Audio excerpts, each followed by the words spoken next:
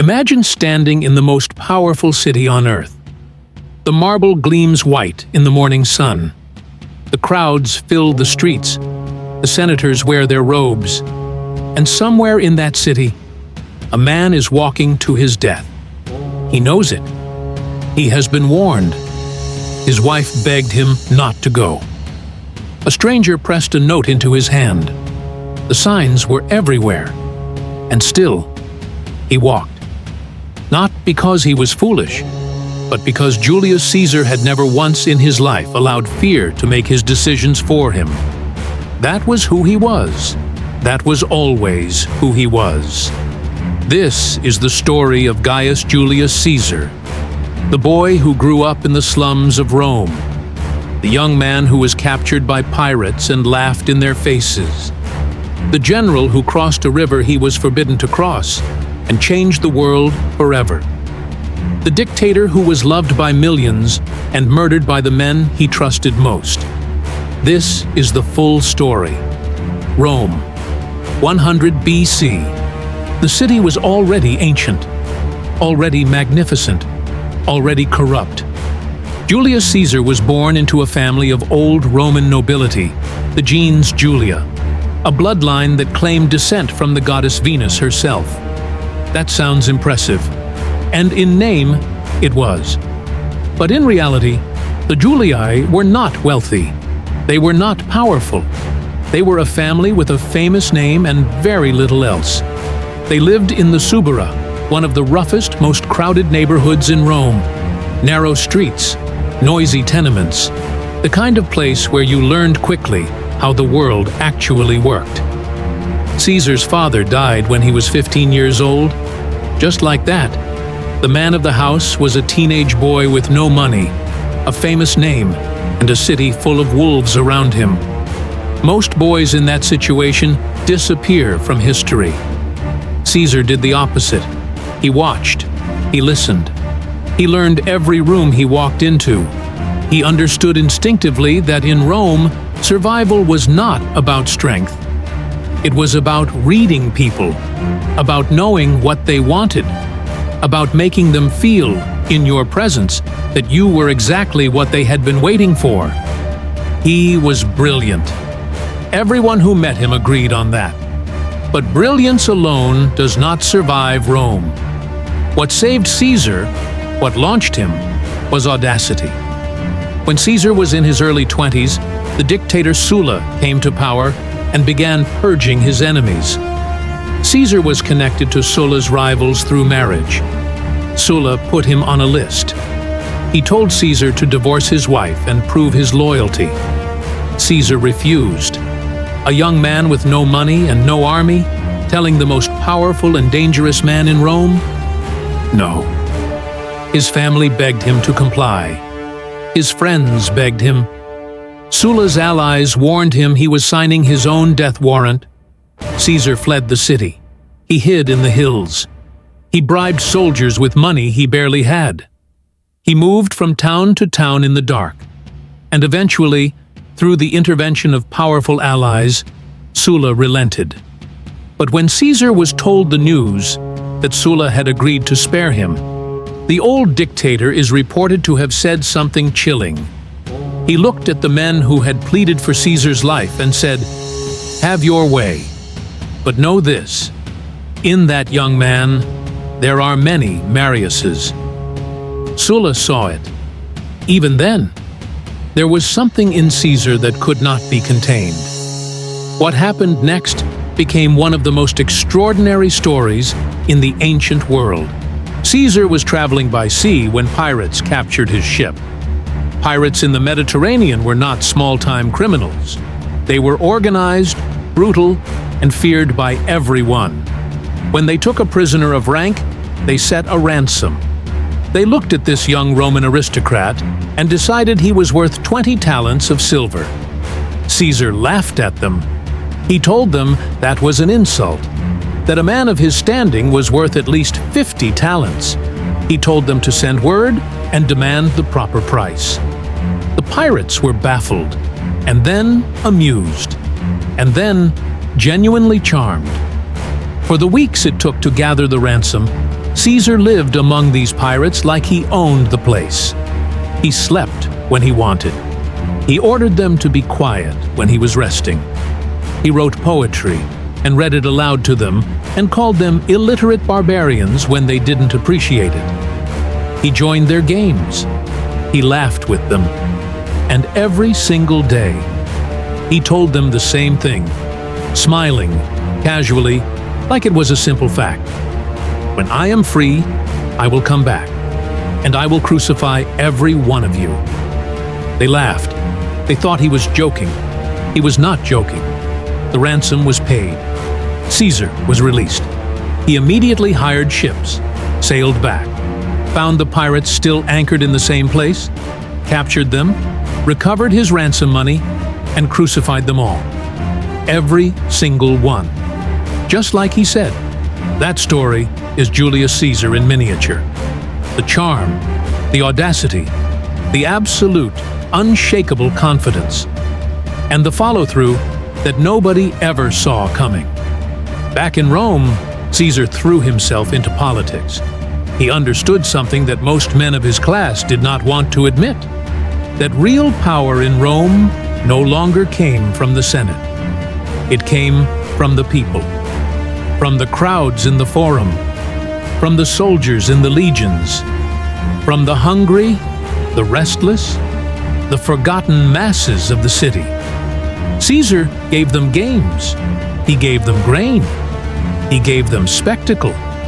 He spent money he did not have, borrowed enormous sums, to fund gladiatorial contests and public feasts and building projects that made people love him. His enemies called it bribery. His supporters called it leadership. Either way, it worked. He rose through the ranks of Roman politics, Questor, Aedile, Pontifex Maximus, the High Priest of Rome, an election he won against men far older and more established than he was.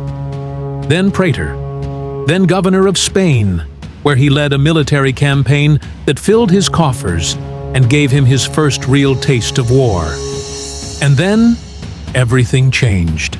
Caesar formed an alliance with two of the most powerful men in Rome, Marcus Crassus, the wealthiest man in the known world, and Pompey the Great, Rome's greatest living general. Together, the three of them formed what history calls the First Triumvirate, an unofficial partnership that effectively controlled the Roman Republic. Caesar got what he had always wanted, an army and a province to conquer, Gaul, roughly what is now modern France and Belgium. Wild, vast, unconquered. What Caesar did there over the next 8 years is still studied in military academies around the world. He fought over 50 battles. He conquered hundreds of tribes. He crossed the Rhine into Germany, something no Roman general had ever done, just to send a message to the Germanic tribes watching from the far bank. He twice invaded Britain, the edge of the known world. He built a bridge across the Rhine in 10 days, crossed it, spent 2 weeks on the other side making his presence felt, and then dismantled the bridge on the way back. Not because the campaign required it, because it was the kind of thing that made people say, "Who is this man?" He also committed acts of extraordinary brutality.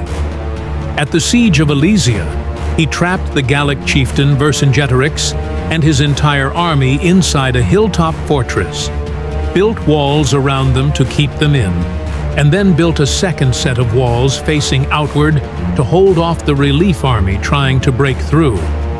He was besieging a fortress while being besieged himself. He held both lines. Vercingetorix eventually surrendered. He was brought to Rome in chains, displayed in Caesar's triumph, and later executed.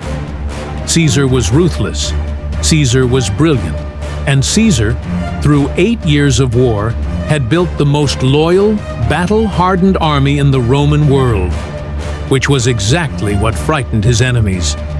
By the time Caesar was finishing his campaigns in Gaul, the political situation in Rome had collapsed.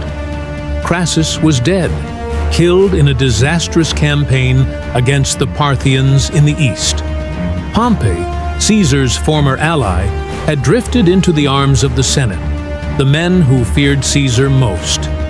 The Senate sent Caesar an order: disband your army, return to Rome as a private citizen, submit to judgment. Caesar stood at the bank of the Rubicon River, the boundary between the Roman province he commanded and Italy itself. Roman law was absolute on this point. No general could cross the Rubicon with his army. To do so was treason. It was a declaration of war against the Republic. Caesar looked at the river. He thought for a long time, and then he said quietly the words that would echo through history. The die is cast. He crossed the Rubicon. What followed was a civil war that shook the entire Mediterranean world. Pompey fled to Greece. Caesar chased him. They met at the Battle of Pharsalus in 48 BC. Pompey's army was larger. His cavalry was superior. By every calculation on paper, he should have won. Caesar outmaneuvered him completely. Pompey fled again, this time to Egypt, hoping to find refuge with the young pharaoh Ptolemy XIII. Ptolemy had Caesar coming. He had Pompey killed and presented his head as a gift. When Caesar arrived in Egypt and they brought him the head of the man who had once been his ally, his partner, his son-in-law, Caesar wept. Not performance, not politics, grief. Whatever had passed between them, Pompey had been great, and Caesar knew it. In Egypt, Caesar met a young queen named Cleopatra. She had herself smuggled into his presence, rolled inside a carpet, or a linen sack, depending on which ancient source you believe, bypassing the palace guards who would have stopped her. Caesar was 52 years old. Cleopatra was 21. She was brilliant, politically sharp, and fighting for her own throne against her brother. They became lovers. They became allies. Caesar helped restore her to power. And then Caesar went back to Rome, back to a city that had been waiting to see what he would do next. He was made dictator, then dictator for 10 years, then dictator perpetuo, dictator in perpetuity, for life. He reformed the calendar. The Julian calendar he created is the basis of the one we still use today. He reformed the Senate. He launched massive building projects. He sent veterans to colonize new cities across the empire. He planned campaigns against Parthia and the Dacians that would have expanded Rome to its furthest limits. He was moving fast. Too fast, his enemies said. And his enemies were everywhere, even among his friends. Men who had fought beside him. Men he had pardoned after the Civil War. Men who ate at his table and called him friend. Marcus Junius Brutus, Gaius Cassius Longinus, and 21 others. They called themselves the Liberatores, the Liberators. They told each other they were saving the Republic. They met in secret. They made a plan. They chose a date, the Ides of March, March 15th, 44 BC. Caesar's wife Calpurnia woke that morning from nightmares. She begged him not to go to the Senate. He had also been warned by a soothsayer weeks earlier. Beware the Ides of March. A note was pressed into his hand that morning, written by someone who knew the plot. He carried it unread. Caesar walked to the theater of Pompey, where the Senate was meeting. He took his seat, and they came to him one by one. First with a petition, a request, a reason to surround him. And then the first blade. 23 stab wounds. He fell at the base of a statue of Pompey, the man he had defeated, the man whose death had made him weep. There is a story, told by several ancient writers, that when Caesar saw Brutus among the conspirators raising a knife against him, he stopped fighting. He pulled his toga over his face and said only, "You too, Brutus?" Whether those words are history or legend, the image is true. The betrayal was complete. Julius Caesar died on the floor of the Senate on the Ides of March, 44 BC. He was 55 years old. His assassins believed they had saved the Republic. They had destroyed it. Within 2 years, Rome was engulfed in civil war again. The conspirators were hunted down and defeated. Mark Antony and Caesar's adopted son Octavian divided the Roman world between them, and then fought each other for it. Octavian won. He became Augustus Caesar, the first true emperor of Rome. The Republic the conspirators died to protect never returned. And the name Caesar, the name of a boy from the slums of the Suburra, became a title. Kaiser, Tsar. It echoed through history in a dozen languages for 2,000 years. 5 lessons from the life of Julius Caesar. Lesson 1. Audacity is a strategy. Caesar did not wait for permission. He did not wait until conditions were perfect. He crossed the Rubicon when the law said he couldn't. He outspent his rivals when he had no money. He told the pirates exactly what he was going to do to them, and then did it. Boldness, executed with intelligence, creates outcomes that caution never can. Lesson 2.